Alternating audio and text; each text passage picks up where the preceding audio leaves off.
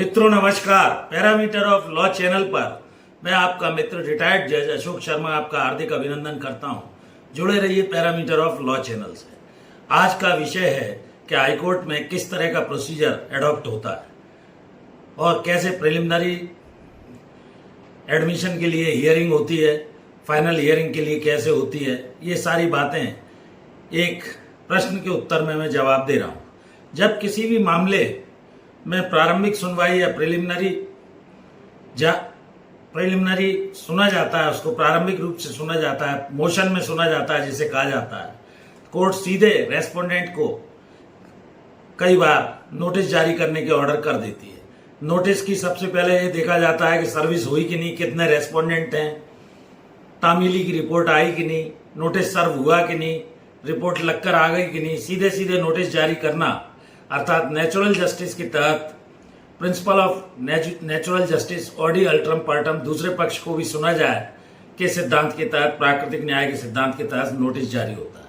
Case में अगर सरकार पक्षकार है तो कई बार गवर्नमेंट एडवोकेट जो कोर्ट में पैरवी कर रहे हैं शासन पक्ष की ओर से, सरकार की ओर से, उनको भी नोटिस दे दिया जाता है जिससे समय बचे, समय कर्टेल हो, न्यायालय के समय में सुनवाई हो सके।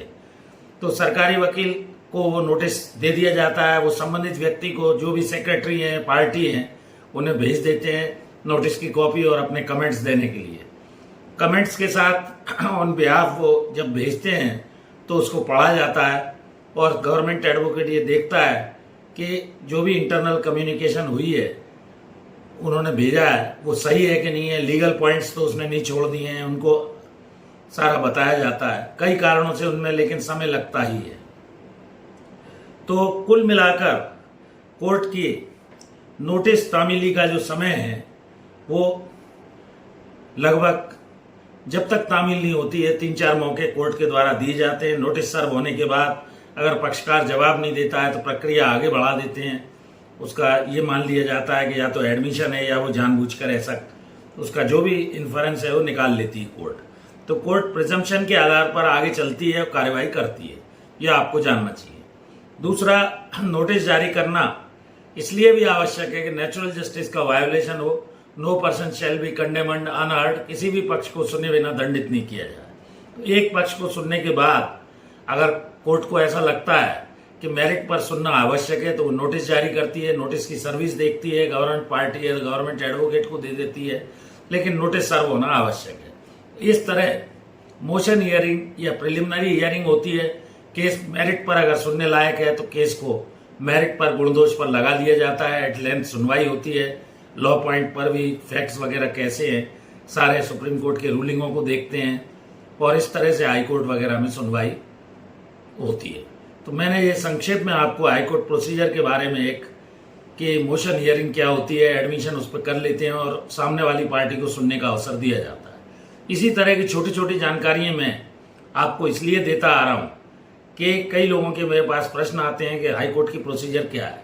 दूसरा मेरा एक और सुझाव है, जो भी यंग एडवोकेट्स हैं, लॉ फ्रेटर्निटी से जुड़े लोग हैं, प्रैक्टिस में आना चाहते हैं, कम से कम वो 2-3 वर्ष डिस्ट्रिक्ट कोर्ट के सिविल कोर्ट की प्रोसीजर को समझें। क्रिमिनल कोर्ट, सिविल कोर्ट का काम जब वो कर लेंगे, प्रक्रिया का उनको ज्ञान हो जाएगा, उसके बाद ही वो हाई कोर्ट के अधिवक्ता बने, एनरोल्ड हों और हाई कोर्ट का काम करें। क्योंकि बेस जो है, फाउंडेशन लीगल फील्ड की, वो डिस्ट्रिक्ट कोर्ट से बनती है। उसके बाद आप विभिन्न न्यायालयों में, यदि आपको हाई कोर्ट नहीं भी जाना है तो काम कर सकते हैं। जैसे फैमिली कोर्ट है, आर्बिट्रेशन कोर्ट है, इंडस्ट्रियल कोर्ट है और जो भी कंज्यूमर फोरम है, अदर जो भी फॉर्म है, उन सब में आप जा सकते हैं। लेकिन विशेष रूप से मेरा अनुरोध है कि हाईकोर्ट के प्रोसीजर को जानिए और उसके लिए बेस आपका district court, civil court, criminal court ये रहता है। तो धन्यवाद। अन्य कोई जानकारी आपको चाहिए हो, लाइक कीजिए, कमेंट कीजिए, शेयर कीजिए और मेरे चैनल पैरामीटर ऑफ लॉ से जुड़ जाइए। मैं हृदय से आपका आभारी हूँ। काफ़ी अच्छा रेस्पॉन्स मिल रहा है। और एक और विशेष अनुरोध, मेरी धर्मपत्नी श्रीमती अर्चना शर्मा का भी एक चैनल अर्चना आरटी हब के नाम से, कृपया उस चैनल को भी अवश्य देखिए, उसके वीडियोस लाइक कीजिए, शेयर कीजिए।